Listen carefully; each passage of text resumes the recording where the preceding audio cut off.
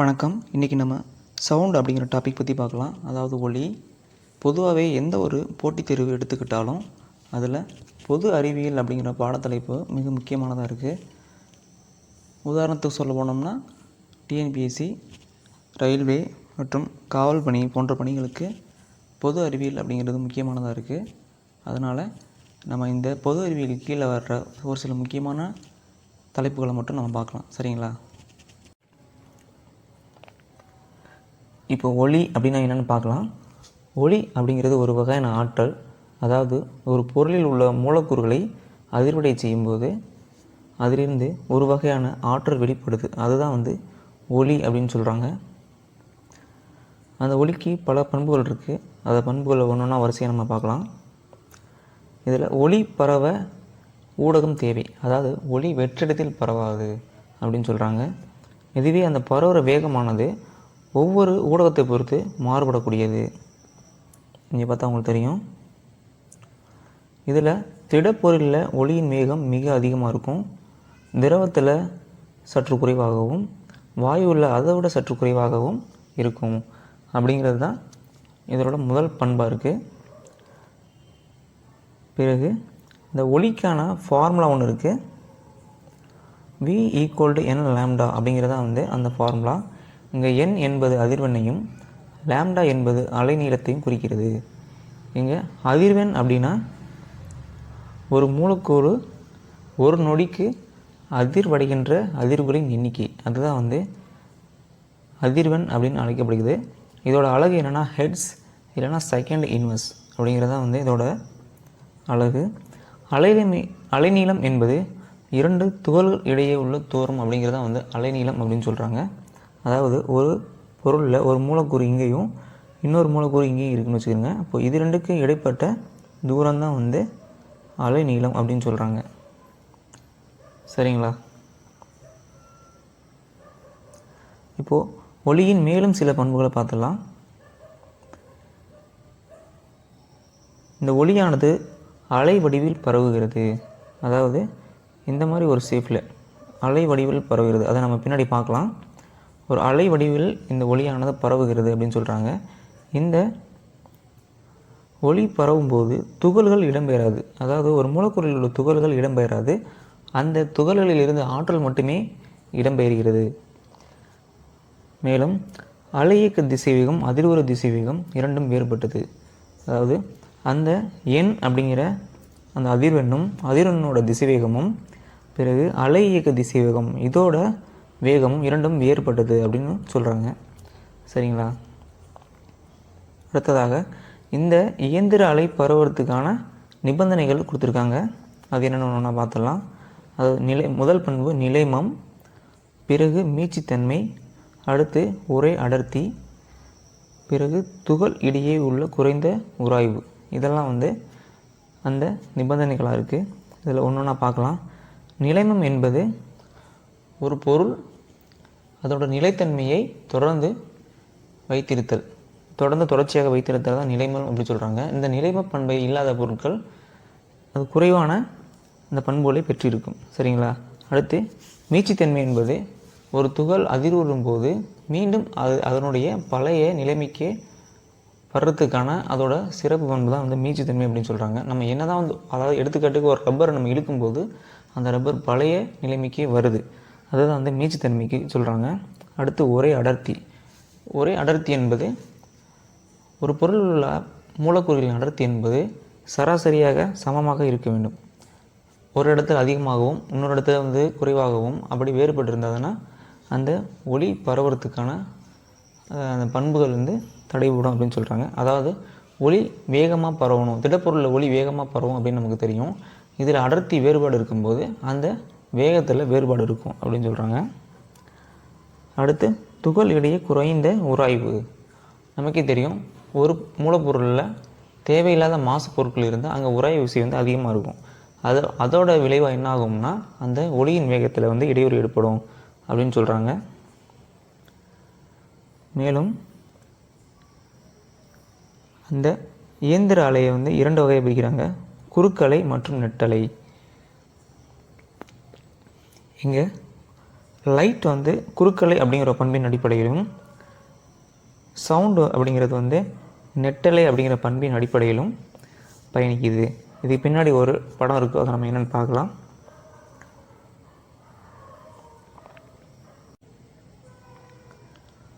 ஒளியின் மேலும் சில பண்புகளை நம்ம பார்க்கலாம். முதல்ல வீச்சு என்பது ஒரு மூலக்கூறானது அதிக அளவு எவ்வளோ தூரத்துக்கு வந்து இடம்பெயருதோ ஒரு குறிப்பிட்ட நிலையிலிருந்து, அதுதான் அந்த வீச்சு அப்படின்னு சொல்கிறாங்க. அது இந்த மாதிரி ஒரு அலை வடிவத்தில் முன்னே பின்னாடி, அது முன்னாடி மற்றும் பிறகு பின்னாடி, இந்த ஒரு ஊசல், தனி ஊசல் பார்த்துருப்பீங்கன்னு நினைக்கிறேன். அந்த தனி ஊசல் மாதிரி அந்த மூலக்கூறானது முன்பின் அதிர்வுற்று அந்த ஆற்றலை வந்து கடத்துது. சரிங்களா? அதுதான் அந்த வீச்சு அப்படின்னு சொல்கிறாங்க. அதோட அலகு வந்து மீட்டர். அதோட அலகு வந்து மீட்டர் அப்படின்னு சொல்கிறாங்க. சரிங்களா? ஏன்னா அது வந்து எவ்வளோ தூரம் முன்பின் இயங்குது அப்படிங்கிறத வந்து நம்ம நீளத்தில் தானே குறிப்பிடுறோம். அதனால் வந்து அதோட அலகு மீட்டர் அப்படிங்கிறாங்க. மேலும் அலைவு காலம் என்பது ஒரு அதிர்வுக்கு ஆகின்ற காலம் என்னவோ அதுதான் வந்து அலைவு காலம் அப்படின்னு சொல்கிறாங்க. இங்கே அதிர்வு அப்படிங்கிறது என்ன சொல்லியாச்சுன்னா எண் அப்படின்னு சொல்லியாச்சு. அப்போது ஒரு அதிர்வுக்கு எவ்வளோ டைம் எடுக்குதோ அதுதான் வந்து அலைவு காலம் அப்படின்னு சொல்கிறாங்க. சரிங்களா?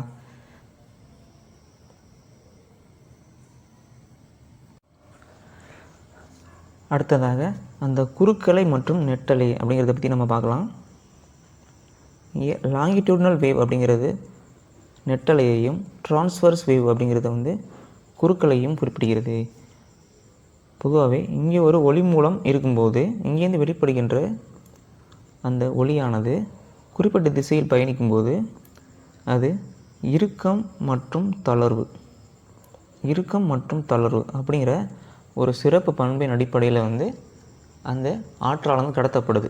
இந்த இடத்துல பார்த்திங்கன்னா நெருக்கம் அதிகமாக இருக்கும், கம்பிச்சூல் மாதிரி இருக்கிற இடத்துல. ஆனால் இங்கே பார்க்கும்போது நெருக்கம் குறைவாக இருக்கும். இங்கே என்ன ஆகும்னா வெளிப்புற ஆற்றலானது இங்கே ஆற்றலாக சேமிக்கப்பட்டு பிறகு அடுத்த இடத்துக்கு கடத்தப்படுகிறது.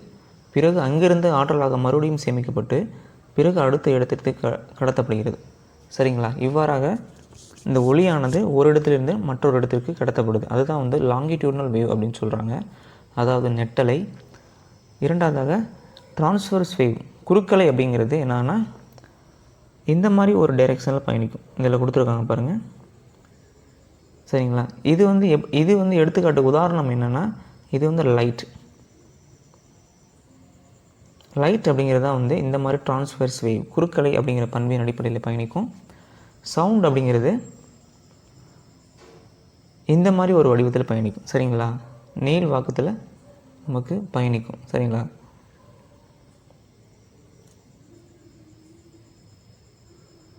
மேலே ஒரு சிறப்பு பண்பு இருக்குது. அது என்னென்னா, முன்னாடி நம்ம பார்த்தோம், ஆம்ப்ளிடியூட்னா என்னென்னா வீச்சு அப்படிங்கிறதா வந்து வீச்சு அப்படிங்கிறத வந்து இங்கே ஆம்ப்ளிடியூட் அப்படின்னு கொடுத்துருக்காங்க. இங்கே ஒரு அலை ஒரு மூலக்கூறு இந்த ஒரு பொசிஷன்லேருந்து முன்பின் அதிர்வுறுது. முதல்ல சொன்னால் நம்ம முன்பின் அதிர்வுறுன்னு சொல்லிட்டு, இப்போது ஒரு குறிப்பிட்ட தூரத்தில் இந்த அதிர்வு பாருங்கள், 1 2, இங்கே 2 அதிர்வு இருக்குது குறிப்பிட்ட தூரத்துக்கு. ஆனால் இங்கே பார்க்கும்போது நமக்கு வந்து 4 அதிர்வுகிட்ட இருக்குது கிட்டத்தட்ட. சரிங்களா? இப்போ இதுலேருந்து என்ன தெரியுதுன்னா, இங்கே இருக்கிறது ஃப்ரீக்குவென்சி, அதாவது அதிர்வெண் அப்படிங்கிறது. இதில் என்ன தெரியுதுன்னா, ஒரே வீச்சை கொண்ட ஒளியானது அதிர்வெண் வேறுபடும் போது அதனுடைய பண்பும் வேறுபடும் அப்படிங்கிறது தான் வந்து நம்ம இங்கே புரிஞ்சிக்க வேண்டிய ஒரு விஷயம். சரிங்களா? ஒரே வீச்சை கொண்ட ஒரு ஒளியின் பண்பானது அதிர்வெண் வந்து மாறுபட்டால் அந்த ஒளியின் பண்பும் மாறுபடும் அப்படிங்கிறது தான் இங்கே நம்ம தெரிஞ்சுக்க வேண்டிய விஷயம். அதை பற்றி நம்ம கொஞ்சம் பின்னாடி பார்க்கலாம். பிறகு ஒளி எவ்வாறு எதிரொலிக்கப்படுது அப்படிங்கிறத பற்றி பார்க்கலாம். ஒளி மூலத்திலிருந்து வெளிவருகின்ற ஒரு வெளிச்சமானது அடுத்ததாக ஒளி எவ்வாறு எதிரொலிக்கப்படுகிறது அப்படிங்கிறத பற்றி நம்ம பார்க்கலாம். அதாவது ஒரு ஒளி மூலத்திலிருந்து வெளிப்படுகின்ற ஒரு ஒளியானது ஒரு குறிப்பிட்ட தளத்தின் மீது பட்டு மீண்டும் வேறு திசையில் எதிரொலிக்கப்படுகிறது. இங்கே இந்த தளம் பிறகு படுகதிர் இதை படுகதிர்னு சொல்கிறோம். பிறகு விலகு கதிர். இது இரண்டுமே ஒரே தளத்தில் அமையும் அப்படிங்கிறது தான் வந்து இந்த ஒளி எதிரொலிப்பு விதியின் அம்சம். சரிங்களா? இது வந்து ஒரு முக்கியமான டாபிக். இதை கொஞ்சம் நல்லா படிச்சுக்கிறங்க.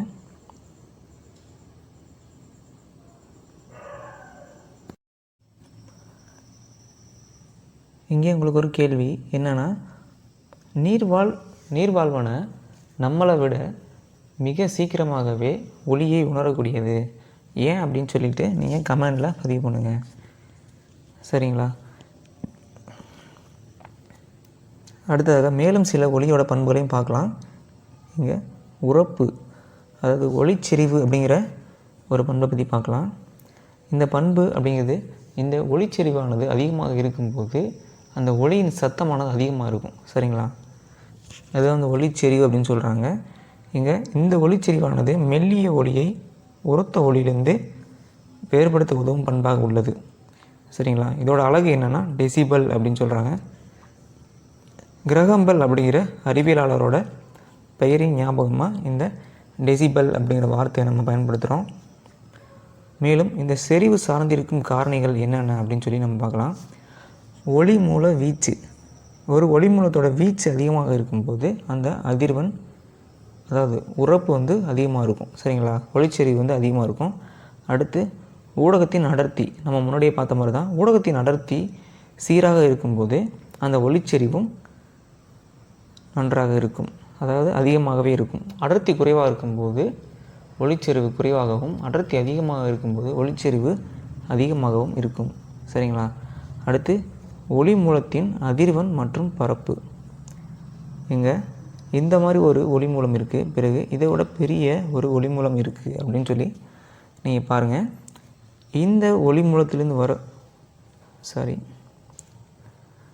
இந்த ஒளி மூலத்திலிருந்து வரக்கூடிய ஒளி மற்றும் இந்த பெரிய ஒளி மூலத்திலிருந்து வரக்கூடிய ஒளி இரண்டும் வேறுபட்டது. அதாவது இந்த ஒளி மூலம் பெரிதாக இருக்கிறதுனால என்ன ஆகும்னா, நமக்கு அதிக ஒளிச்செறிவு கொண்ட ஒளியானது வெளிப்படுது. சரிங்களா? அடுத்து ஒளி மூலம் மற்றும் கேட்குனர் இடையே உள்ள தொலைவு. இங்கே ஒளி மூலம் இங்கே இருக்குது, கேட்குனர் இங்கே இருக்காங்க. இங்கே ஒரு ஒளி மூலம் இருக்குது.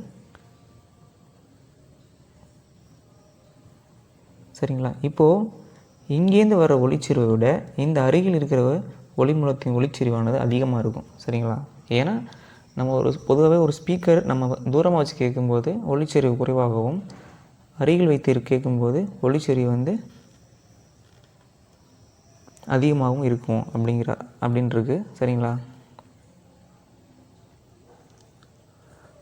மேலும் சில முக்கியமான ஒளிச்செறிவு பொதுவாக என்னென்ன இருக்குது அப்படின்னு சொல்லி பார்க்கலாம். பொதுவாக இங்கே மெதுவாக பேசுதல் அப்படிங்கிறது 30 டெசிபல் அளவையும், உரையாடல் என்பது 60 டெசிபல் அளவையும், சுரங்கப்பாதையில் ரயில் பயணிக்கிறது 90 டெசிபல் அளவையும், குடையாணி இயந்திரம் அதாவது ட்ரம் செட் வந்து 120 டெசிபல் அளவையும், ராக்கெட் பயணிக்கிற அந்த வேகமானது 180 டெசிபல் அளவையும் இருக்குது. சரிங்களா? இதெல்லாம் வந்து புக்கில் இருக்கிற முக்கியமான டேட்டா. இது நீங்கள் என்னென்னு தேடி பார்த்துக்கிறங்க. சரிங்களா? இப்போ உங்களுக்கு வந்து ஒரு கேள்வி வரலாம், பொதுவாக நான் இந்த சொல்கிற இந்த டாபிக்ஸ்லாம் எங்கே இருக்குது அப்படின்னு சொல்லிட்டு. இது வந்து 6th-லேருந்து 10th வரையும் உள்ள தமிழ்நாடு ஸ்டேட் ஸ்கூல் புக்ஸ், அந்த புக்கிலேருந்து நம்ம ஃபுல்லாக எடுத்து இதை படிக்கிறோம். அதனால் உங்களுக்கு எக்ஸாமுக்கு எதுவுமே மிஸ் ஆகாமல் எல்லாமே கவர் ஆகிரும். சரிங்களா? அடுத்து ஒளியோட இன்னொரு சிறப்பு இயல்பை பற்றி பார்க்கலாம். அதாவது சுருதி. இந்த சுருதியானது தளர்வான மற்றும் கீச்சிடும் ஒளியை வேறுபடுத்தி அறிய உதவுகிறது. பொதுவாகவே பெண்களுக்கு கீச்சிடும் ஒளி இருக்கும், ஆண்களுக்கு வந்து கனத்த ஒளி இருக்கும். சரிங்களா? கனத்த மற்றும் கீச்சலான ஒளி இருக்கும். இங்கே அதிக சுருதி இருந்தால் கீச்சலான ஒளி இருக்கும் அப்படின்னு சொல்கிறாங்க. சரிங்களா? அதிக சுருதி, அது பொதுவாகவே பெண்களுக்கு அதிக சுருதி இருக்குது அப்படின்னு சொல்லி ஞாபகத்தில் வச்சுக்கிறோங்க. பிறகு அதிர்வெண் அதிகம் என்றால் ஒளியின் சுருதி அதிகமாக இருக்கும். சரிங்களா? எப்படி வந்து சுருதி அதிகமாக இருக்குது அப்படின்னு கேட்டாங்கன்னா, ஒரு ஒலியோட அதிர்வெண் அதிகமாக இருக்கும்போது அந்த சுருதியும் அதிகமாக இருக்கும். இது மேலும் ஒலிக்கு வந்து மென்மையை அளிக்கிறது அப்படின்னு சொல்கிறாங்க. பொதுவாக பெண்களோட ஒலியை பார்க்கும்போது நமக்கு மென்மையாக இருக்கும், ஆண்களோட ஒலி கனத்ததாக இருக்கும். சரிங்களா?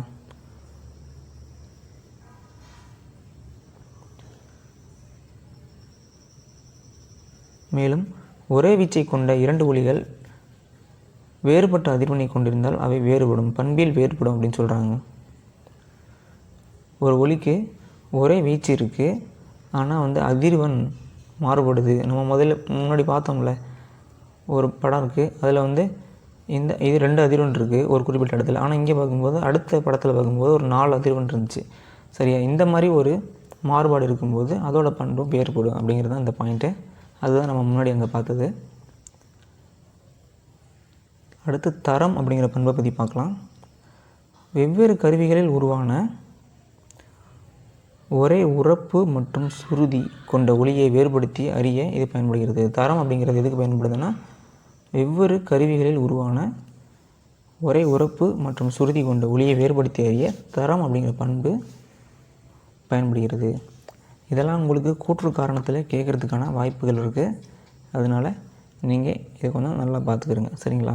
இங்கே தொனி என்பது ஒரே அதிர்வெண்ணை கொண்ட ஒலி. சரிங்களா?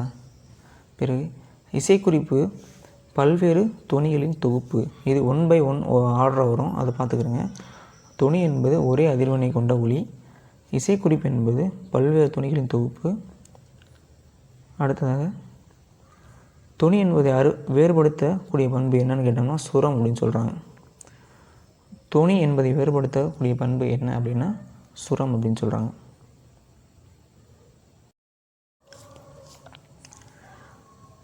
அடுத்ததாக கேட்கக்கூடிய வரம்பின் அடிப்படையில் ஒலியை வந்து எவ்வாறு வகைப்படுத்தலாம் அப்படிங்கிறத பற்றி பார்க்கலாம். இங்கே ஒலியானது முதலில் கேட்கக்கூடியது அப்படிங்கிற வரம்பில், அதாவது சோனிக் அப்படிங்கிற வரம்பில் பார்க்குறோம். அது என்னென்னா 20 ஹெர்ட்ஸ்லேருந்து 20,000 ஹெர்ட்ஸ் வரைக்கும் உள்ள வரம்பானது மனிதர்களால் கேட்கக்கூடிய ஒலியாக உள்ளது. சரிங்களா?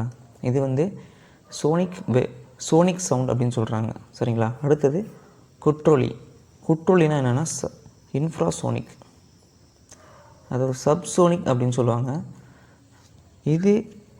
இந்த ஒலியை வந்து எங்கெல்லாம் பயன்படுது, மேலும் எந்த விலங்குலாம் பயன்படுத்துது அப்படின்னு பார்த்தோம்னா, நாய், டால்பின் போன்ற விலங்குகள் எல்லாமே அதோட தகவல் தொடர்புக்கும் இல்லை இரையை தேடுறதுக்கும் பயணிக்கிறதுக்கும் இந்த குற்றொலி அப்படிங்கிற ஒலியை வந்து பயன்படுத்துது. இது வந்து 20 ஹெர்ட்ஸுக்கு கீழே இருக்கும். சரிங்களா? 20 ஹெர்ட்ஸுக்கு கீழே தான் வந்து இந்த குற்றொலி இருக்கும். சரிங்களா? மேலும் மனித இதய அமைப்பை கண்டறியவும் இந்த குற்றொலியை பயன்படுத்துகிறாங்க. நம்ம இதயத்தின் மீது இந்த குற்றொலியை செலுத்தும் போது அது வந்து அந்த இதயத்தில் பட்டு எதிரொலித்து இதயத்தின் வரைபடத்தை உருவாக்க பயன்படுகிறது.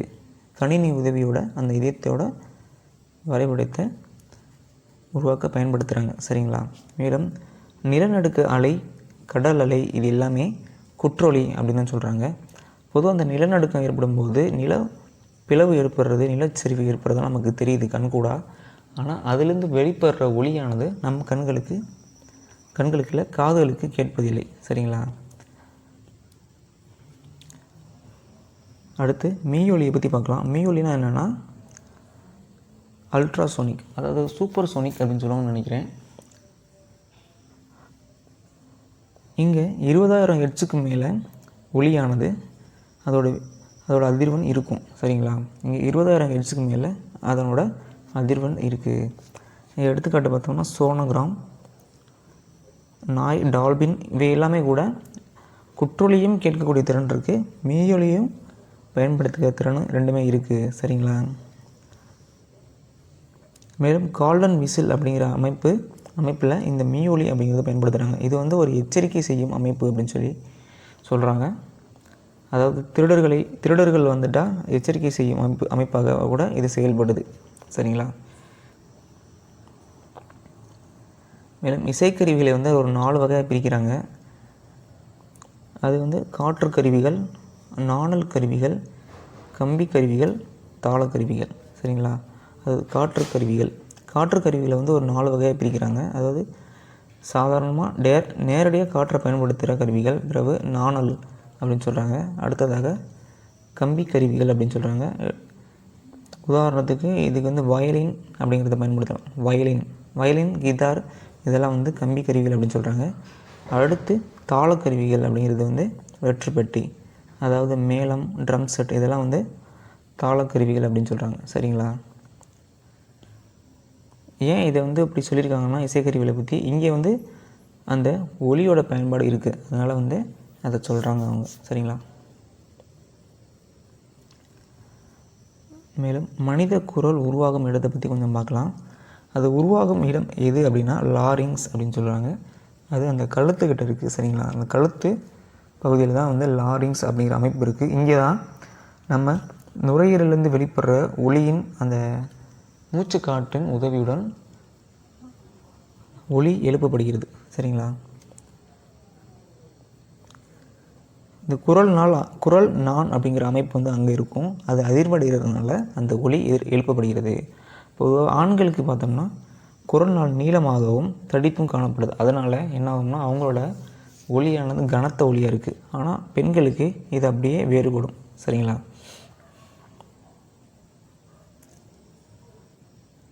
அடுத்து காது அமைப்பை பற்றி கொஞ்சம் பார்த்துடலாம். காது, அதாவது செவிப்பாரி அப்படின்னு சொல்கிறாங்க. நம்ம காதோட உள் பக்கத்தில் இருக்குது. அது டிம்பானிக் சவ்வு அப்படிங்கிற சவ்வு இருக்குது. அங்கே தான் வந்து ஒலி சென்று சேருது. அந்த ஒலி சென்று அங்கே அந்த சவ்வின் மீது விழும்போது என்ன ஆகும்னா அந்த சவ்வு அங்கே உள்ள எலும்பு சுற்றலும் என்ன ஆகும்னா முன்பின் அசைந்து ஒரு அதிர்வை உருவாக்குது. அந்த அதிர்வுகள் என்ன ஆகும்னா மூளைக்கு கடத்தப்பட்டு அங்கே வந்து நமக்கு புரியும்படி உணர வைக்கப்படுகிறது அப்படின்னு சொல்கிறாங்க. அங்கே உள்ள ஒரு 3 எலும்பு என்னென்னா சுத்தி, பட்டை, அங்கவடி. சரிங்களா? இது 3 வந்து முக்கியமான டாபிக், முக்கியமான வந்து ஒரு தகவல். இதை நீங்கள் நல்லா பார்த்துக்கிறங்க.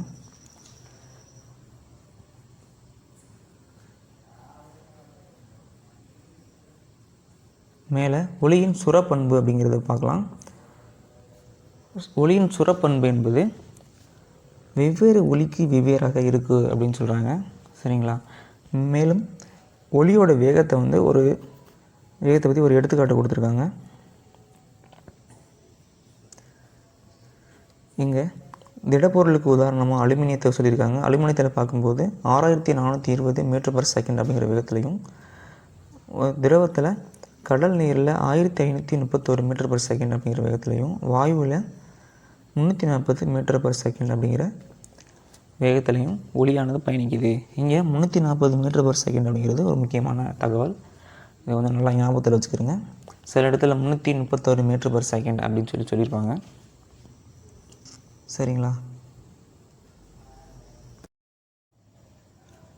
அடுத்து ஒலியோட மேலும் சில பண்புகளை பார்த்துடலாம். இங்கே ஊடகத்தின் பண்பு மாறவில்லை எனில் அனைத்து அதிர்வெண்ணை கொண்ட ஒலிகளும் வேகம் ஒன்றாகவே இருக்கும் அப்படின்னு சொல்கிறாங்க. ஊடகத்தின் பண்பு ஒரே மாதிரி இருக்கும்போது அனைத்து அதிர்வெண்ணை கொண்ட ஒலிகளின் வேகம் வந்து ஒரே மாதிரி இருக்கும் அப்படிங்கிறாங்க. சரிங்களா? அடுத்து வெப்பநிலை அதிகரித்தால் வேகம் அதிகரிக்கும். அதாவது ஒரு திடப்பொருளை நம்ம வெப்பப்படுத்தும் போது அதில் உள்ள மூலக்கூறுகள் மிக விரைவாக அதிர்வுக்கு உள்ளாகின்றன. இதோட காரணத்தினால என்ன ஆகுதுன்னா அதில் ஒலி கடத்தப்படுற வேகமானது அதிகரிக்குது அப்படின்னு சொல்கிறாங்க. சரிங்களா? மேலும் வாயுவில் அடர்த்தி அதிகரிக்கும் போது வேகம் குறைகிறது அப்படின்னு சொல்கிறாங்க. இதெல்லாம் வந்து முக்கியமான ஒரு பாயிண்ட்டு. இதெல்லாம் நீங்கள் நல்லா ஞாபகத்தில் வச்சுக்கணும். சரிங்களா? அடுத்து திடப்பொருளில் எப்படி இருக்கும் அப்படின்னு பார்த்தா ஒலியின் வேகம் மீட்சி குணகத்தின் இருமடி மூலத்திற்கு நேர்த்தகவில் இருக்கும். மீட்சி குணகத்தின் இருமடி மூலத்திற்கு நேர்த்தகவில் இருக்கும் திடப்பொருளில் வேகம். பிறகு அடர்த்தியின் இருமடி மூலத்திற்கு எதிர்த்தகவு அப்படின்னு சொல்கிறாங்க. மீட்சி குணகத்தின் இருமடி மூலத்திற்கு நேர்த்தகவு, அடுத்து அடர்த்தியின் இருமடி மூலத்திற்கு எதிர்த்தகவு அப்படின்னு சொல்கிறாங்க. சரிங்களா? அடுத்து ஒலி எதிரொலித்தல் பற்றி பார்க்கலாம். நாம் முன்னாடியே பார்த்த மாதிரி தான் ஒரு தளம் இருக்குது. அந்த தளத்தின் மீது ஒரு ஒளி படுது. அதாவது பிறகு பட்டு அங்கிருந்து வேறொரு திசையில் எதிரொலிக்குது. சரிங்களா? இதுதான் வந்து படுகதிர் விலகுகதிர். இங்கே ஒரு குத்துக்கோடு வரைகிறோம். இது வந்து படுகோணம் அப்படின்னு சொல்கிறாங்க. இது வந்து விலகு கோணம் அப்படின்னு சொல்கிறாங்க. இதுதான் வந்து ஒளி எதிரொலித்தல் அப்படின்னு சொல்கிறாங்க. சரிங்களா? ஒரு புள்ளியில் ஏற்படும் படுகோணம் விலகு கோணம் சமம் அப்படின்னு சொல்கிறாங்க. அதாவது ஒளி ஒரு தளத்தில் படும்போதும் விலகும் போதும் அந்த கோணங்கள் வந்து சமமாக இருக்குது அப்படின்னு சொல்கிறாங்க ஒளி எதிரொலிப்பு தத்துவத்தின் அடிப்படையில். பிறகு படும் திசை, எதிரொலிக்கும் திசை ஆகியவை மற்றும் குத்துக்கோடு ஆகியவை ஒரே தளத்தில் அமையும். சரிங்களா? இதையும் நீங்கள் நல்லா ஞாபகத்தில் வச்சுக்கணும். பிறகு இந்த ஒளி எதிரொலித்தின் தத்துவத்தின் அடிப்படையில் செயல்படக்கூடிய கருவிகள் என்னென்ன அப்படின்னு சொல்லி பார்த்தோம்னா குழல் பெருக்கி, ஸ்டெத்தஸ்கோப், அப்புறம் இந்த கோல் கொண்ட கோட்டை அப்படின்னு சொல்லிட்டு ஒரு புக்கில் இருக்கும். அங்கே என்னென்னா ஒரு முறை நம்ம ஒளியை எழுப்பும்போது தொடர்ந்து அந்த ஒளியானது எதிரொலித்து கொண்டே இருக்கும். நம்ம ஒரு தடவை சவுண்ட் கொடுக்கும்போது என்ன ஆகும்னா பல முறை அதுவாகவே சவுண்டு கேட்கும் அப்படின்னு சொல்கிறாங்க. அதுதான் வந்து கோல் கொண்ட கோட்டையோட சிறப்பு. பொதுவாக இந்த மாதிரி மைக் செட் இந்த மாதிரி ஒரு வடிவத்தில் இருக்கும். இங்கேருந்து வெளிப்படுற ஒளியானது என்ன பண்ணோம்னா அந்த வெளிப்படுற பகுதிகளில் பட்டு எதிரொலித்து அதோட சவுண்டு வந்து அதிகரிக்கும். சரிங்களா? இதுதான் வந்து ஒளி எதிரொலித்தின் தத்துவத்தின் அடிப்படையில் மைக் செட் செயல்படுது அப்படின்னு சொல்கிறாங்க. அடுத்து ஒளி ஒரு ஊடகத்திலிருந்து மற்றொரு ஊடகத்திற்கு செல்லும்போது வேகம் அதிகரித்தால் அது அடர்குறை ஊடகம் அப்படின்னு சொல்கிறாங்க. சரிங்களா? அடர்குறை ஊடகம். ஒளி ஒரு ஊடகத்திலிருந்து மற்றொரு ஊடகத்திற்கு செல்லும்போது வேகம் அதிகரித்தால் அது வந்து அடர்குறை ஊடகம் அப்படின்னு சொல்கிறாங்க. சரிங்களா? இது அடர்மிகு ஊடகத்திற்கு எதிராக இருக்கும் அப்படியே. சரிங்களா? மேலும் சில பண்புகள் பார்க்கலாம். ஒளி மூலத்திலிருந்து வெளிப்படக்கூடிய ஒளியானது ஒரு குவிந்த பரப்பு. இது வந்து குவிந்த பரப்புன்னு வச்சுக்கோங்க. இந்த குவிந்த பரப்பில் வந்து ஒளி படும்போது என்ன ஆகும்னா பட்டு எதிரொலித்து சிதைந்து விடும். இப்போது இங்கேருந்து ஒரு ஒளி இங்கே பட்டு வேறொரு திசையில் விலக்கி செல்லப்படுது. அதே மாதிரி இங்கேருந்து வர ஒளி இங்கே பட்டு வேறொரு திசையில் விலக்கி செல்லப்படுது. சரிங்களா? இதனால் என்ன ஆகும்னா ஒளி மோதி விரிவடையும் அப்படின்னு சொல்கிறாங்க. இங்கே விரிவடைவதில் என்ன ஆகும்னா அந்த ஒளியோட செறிவு குறைந்து விடும். சரிங்களா? இந்த ஒளி மூலத்திலிருந்து வரக்கூடிய இப்போது இதுதான் அந்த குவிந்த பகுதி. இது ஒளி மூலம். இங்கேருந்து வர ஒளிக்கற்றைகள் பட்டு பிரிஞ்சு போயிடும். சரிங்களா?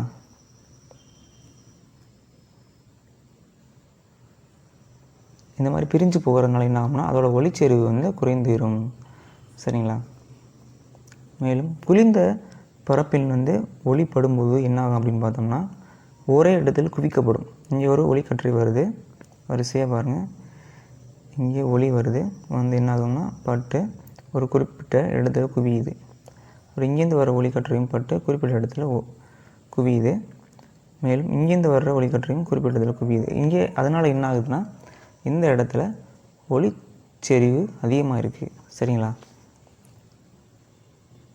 பிறகு எதிரொலியை பற்றி பார்க்கலாம்.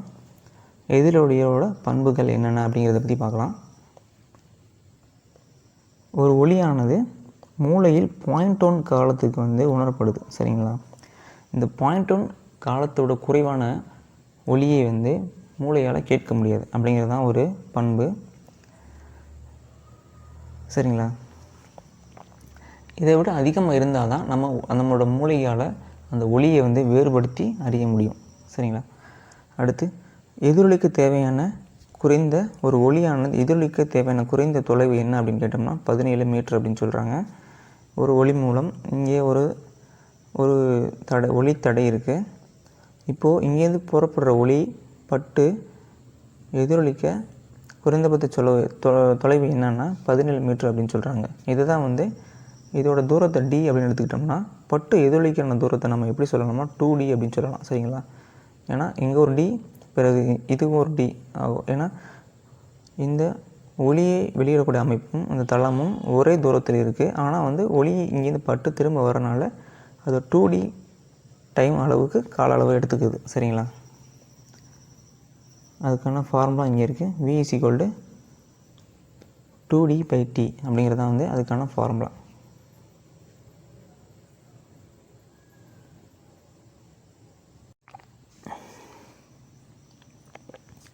அடுத்து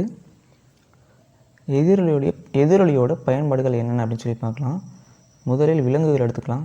பொதுவாக அந்த வௌவால், டால்பின் இது போன்ற விலங்குகள் எல்லாமே அதோட வாயிலேருந்து வெளிப்படுற எதிரொலிக்கிற ஒலியை பயன்படுத்தி தான் அது வந்து பயணிக்குது. சரிங்களா? வௌவால் வந்து இரையை பிடிக்கிறதுக்காகவும் இல்லை வந்து இரவில் பறக்கிறத பார்க்கும்போது இரவில் எப்படி வந்து கண்ணு தெரியாமல் வௌவால் பறக்குது அப்படின்னு சொல்லி கேட்டிங்கன்னா, அந்த எதிரொலிக்கிற தத்துவத்தின் அடிப்படையில் தான் வந்து அந்த வௌவால் வந்து பறக்குது. சரிங்களா? அது தான் போகக்கூடிய பாதையில் நெடுக எங்கிலும் அந்த ஒலியை எழுப்பி கொண்டே சொல்லும். அப்போல தடை இருந்தால் அந்த ஒலியானது பட்டு திரும்ப அதனுடைய காதுக்கே வந்து சேர்ந்துடும் உடனே. அது என்ன ஆகும்னா அந்த தடையிலேருந்து விலகி சென்றுவிடும். இல்லை ஒலி வந்து திரும்ப வரவில்லை அப்படிங்கிற காரணத்தில் அது தொடர்ந்து பயணிச்சுக்கிட்டே இருக்கும். சரிங்களா? அந்த டால்பின் அதே மாதிரி தான். அது இரையை பிடிக்கிறதுக்கு அது அந்த ஒலியை எழுப்பி கொண்டே செல்லும். அந்த ஒலி இரையை கண்டவுடன் என்னாகும்னா அது ஒலியானது பட்டு எதிரொலித்து திரும்ப அது காதுகளுக்கு வரும்போது அது இரையை உள்ளதை அறிந்துவிடும். சரிங்களா? அப்புறம் அல்ட்ராசோனோகிராஃபி அப்படிங்கிறதுல வந்து இந்த ஒலி பயன்படுகிறது. எக்கோகிராம் அப்படின்னு சொல்கிறாங்க.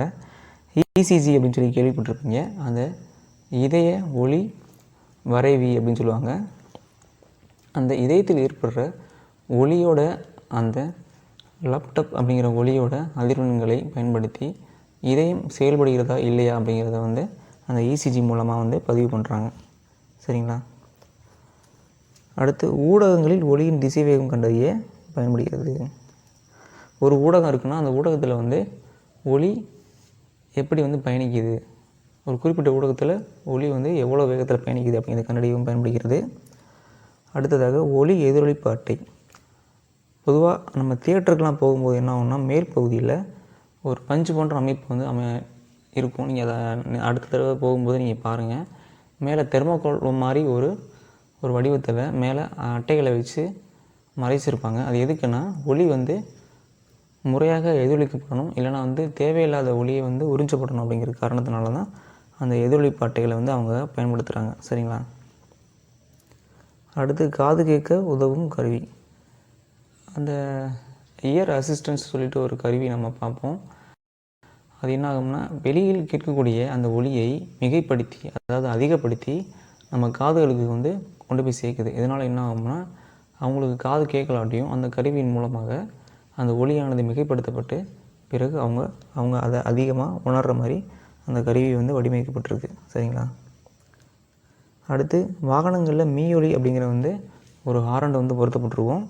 இந்த மீயொலி ஹாரன் மூலமாக ஒலி எழுப்பப்படும்போது அதாவது மனிதர்களுக்கு அந்த ஒலி கேட்கலாட்டியும் விலங்குகளுக்கு வந்து அந்த ஒலி வந்து கேட்கிறது. இதனால் என்ன ஆகும்னா அந்த வாகனம் வர்றதை பார்த்துட்டு விலங்குகளை சாலையிலேருந்து விலகி சென்று விடும் அப்படின்னு சொல்கிறாங்க. சரிங்களா? பிறகு அதிக அதிர்வெண் கொண்ட ஒலியை வந்து நம்ம பொருட்களில் செலுத்தும் போது என்ன ஆகும்னா அந்த பொருள் அதிர்வடையும். அதிர்வடைகிறதுனால என்ன ஆகும்னா அதில் உள்ள தூசிகள் நீக்கப்படும். சரிங்களா? அடுத்து உலோக வெடிப்புகளை கண்டறியவும் பயன்படுகிறது. உலோகத்தின் வழியாக அதிக அதிர்வெண் கொண்ட ஒலியை செலுத்தும் போது உள்ளே குறைபாடு இருக்கும் பட்சத்தில் என்ன ஆகும்னா அதோடைய ஒலி எதிரொலித்து வருகின்ற அந்த பண்பில் மாற்றம் ஏற்படும். அந்த மாற்றம் ஏற்படக்கூடிய பண்பின் அடிப்படையில் அந்த உலோக வெடிப்பு உள்ளே இருக்கா இல்லையா அப்படிங்கிறத வந்து அவங்க வந்து கண்டுபிடிக்கிறாங்க. சரிங்களா? அடுத்து சிறுநீரக கற்களை உடைக்கிறதுக்காக பயன்படுகிறது. சோனார், இசிஜி அதை பற்றிலாம் முன்னாடி சொல்லி வச்சுருந்தாமா. சரிங்களா? அடுத்த டாப்ளர் விளைவை பற்றி நம்ம பார்க்கலாம். இது ஒரு முக்கியமான ஒரு பண்பு, ஒரு விளைவு. சரிங்களா? இதை வந்து குரூப் 1 இப்போ அண்மையில் நடந்த குரூப் 1 கொஸ்டினில் இதை வந்து கேட்டிருக்காங்க. சரிங்களா? 2022 குரூப் 1 எக்ஸாமில் இது வந்து இதுலேருந்து ஒரு கொஸ்டின் வந்துருந்துச்சு. சரிங்களா? இப்போ என்னென்னா ஒளி மூலத்திற்கு கேட்குனருக்கும் இடையே சார்பு இயக்கம் இருக்கும்போது கேட்குனரால் கேட்கப்படும் ஒளியின் அதிர்வெண் மாறுவது போல் தோன்றும். சரிங்களா? இப்போது இது ஒரு பாதை அப்படின்னு சொல்லி ஞாபகம் வச்சுக்கிறீங்க. இங்கே ஒளி மூலம் இங்கே இருக்குது, கேட்குனர் இங்கே இருக்காங்க. இவங்க 2 பேரும் ஒரு குறிப்பிட்ட திசையில் பயணிக்கிறாங்க. இப்போ பயணிக்கும் போது என்ன ஆகும்னா இவர் கேட்கக்கூடிய அந்த அதிர்வெண் வந்து தொடர்ந்து மாறிக்கிட்டே இருக்கும் அப்படின்னு சொல்கிறாங்க. சரிங்களா? ஒரே அதிர்வெண் கேட்காது, அதிர்வெண் வந்து மாற்றம் அடையும். அப்படிங்கிறதான் வந்து இந்த டாப்ளர் விளைவு அப்படிங்கிறது. இப்போ அதுக்கான ஃபார்முலா இங்கே இருக்கு. அதோட பார்ட்ஸ் என்னென்னா n என்பது ஒளி மூல அதிர்வெண் அப்படின்னு சொல்கிறாங்க. n என்பது ஒளி மூல அதிர்வெண், n டேஷ் என்பது கேட்கிறவருக்கான அதிர்வெண். சரிங்களா? அடுத்து Vs என்பது வெலாசிட்டி ஆஃப் சோர்ஸுங்கிறது ஒளி மூலம், VLங்கிறது அந்த வெலாசிட்டி, பெறுபவர் யார் கேட்குறாங்களோ அவங்களோட வெலாசிட்டி அப்படிங்கிறது தான் வந்து VL அப்படின்னு சொல்லி கொடுக்குறாங்க. இப்போ இந்த டாப்ளர் விளைவு நடைபெறாமல் இருக்குது. அதாவது நம்ம கேட்கக்கூடிய ஒளியோட அதிர்வெண்ணில் மாற்றம் ஏற்படக்கூடாது அப்படின்னா அதுக்கு என்ன பண்ணணும் அப்படின்னு சொல்லி கொடுத்துருக்காங்க. அதுக்கான நிபந்தனை கொடுத்துருக்காங்க. 1, கேட்கவர் மற்றும் ஒளி மூலம் இரண்டும் வந்து ஒரே ஓய்வில் இருக்கும். சரிங்களா? இங்கே கேட்குனர், இங்கே ஒளி மூலம் இருக்குது. அப்போது 2 பேரும் நிலையாக இருக்கும்போது அந்த அதிர்வெண்ணில் மாற்றம் ஏற்படாது அப்படிங்கிறாங்க. பிறகு சம இடைவெளியில் நகரும். இப்போ இவங்க வந்து இருக்கும்போது என்னன்னா சம இடைவெளி, இவங்க 2 பேருக்கான இடைவெளி வந்து மாற்றம் அடைய போவதில்லை. ஆனால் வந்து இவங்க 2 பேரும் ஒரே திசையில் நகர்றாங்க. அப்படிங்கிற போதும் அந்த டாப்ளர் விளைவு நடைபெறாமல் இருக்கும். அடுத்து SL, அதாவது கேட்குனரும் ஒளி மூலமும் செங்குத்தாக நகரும் அப்படின்னு சொல்கிறாங்க. இதாக இருக்குது. இந்த இரண்டுமே செங்குத்தாக நகர் அப்படிங்கிற பட்சத்தில் அந்த டாப்ளர் விளைவு நடைபெறாது. சரிங்களா? அடுத்து வட்டப்பாதையை பயணிக்கிறது. இப்போது ஒளி மூலம் இங்கே இருக்குது, அதை சுற்றி குறிப்பிட்ட ஆரத்தில் ஒரு நபர் வந்து பயணிக்கும்போது என்ன ஆகும்னா அந்த ஆரம் மாறப்போவதில்லை. அதாவது அதுக்கான ஒளி மூலத்திற்கும் கேட்குனருக்கும் இடையான தூரம் வந்து மாறப்போவதில்லை. அதனால் என்ன ஆகும்னா அந்த அதிர்வெண்ணில் மாற்றம் ஏற்படாது அப்படின்னு சொல்கிறாங்க. சரிங்களா? இதுதான் வந்து டாப்ளர் விளைவு நடைபெறாமல் இருக்கிறதுக்கான நிபந்தனைகள். மேலும் அதோட பயன்கள் என்னென்னா வாகனத்தோட வேகத்தை கண்டறிய பயன்படுகிறது. நம்ம ஹைவேஸில் போகும்போது ஆட்டோமேட்டிக்காக ஒருத்தர் ஹை ஸ்பீடில் போகிறாரு அப்படின்னா அவருக்கு வந்து அங்கே ஒரு கருவி வச்சுருப்பாங்க. அதாவது டாப்ளர் தத்துவத்தின் அடிப்படையில் செயல்படக்கூடிய கருவி. அது என்ன பண்ணும்னா வேகமாக செல்லக்கூடிய வாகனத்தின் மீது ஒளியை படச் செய்து அது மீண்டும் அதே கருவியை நோக்கி இழுக்க செய்யும். ஒளி எதிரொலித்து திரும்ப மறுபடியும் பெறும். அப்போல இது படும்போது ஒரு குறிப்பிட்ட தூரத்தில் இருந்த அந்த வாகனமானது திரும்ப எதிரொலிக்கும் போது இன்னொரு இடத்துக்கு நகர்ந்து சென்று விடும். சரிங்களா? ஒரு செகண்டில் வந்து ஒரு 100 மீட்டர் போயிடுச்சுன்னு வச்சுக்கிறோங்களேன். அப்போது இந்த 100 மீட்டர் வித்தியாசத்தை அந்த கருவியானது கணக்கீடு செய்து இவர் வந்து இந்த வாகனத்தை இவ்வளோ வேகத்தை செலுத்துகிறாரு அப்படிங்கிறத வந்து கணக்கீடு பண்ணி போலீஸ் அதிகாரிகளுக்கும் இணையதளத்திலும் பதிவேற்றப்படும். இதன் அடிப்படையில் அவரோட வண்டி எண் நோட் பண்ணப்பட்டு, அதாவது குறிக்கப்பட்டு அந்த வண்டி எண் கணக்கிலிருந்து தண்டத்தொகையானது வசூலிக்கப்படும். சரிங்களா? அடுத்து துணைக்கோள் தொலைவினை கண்டறிய பயன்படுகிறது. துணைக்கோள் என்பது இப்போ ஒரு நிலாவோட தூரத்தை கணக்கீடு செய்யணும்னா ஒளியின் வேகத்தில், அதாவது ஒளி வந்து ஒரு நொடிக்கு 340 மீட்டர்/செகண்ட் வேகத்தில் செல்லுது சவுண்டு. இந்த ஒளியை பயன்படுத்தி அந்த துணைக்கோளோட தூரத்தை கண்டறியவும் பயன்படுத்துகிறாங்க. சரிங்களா?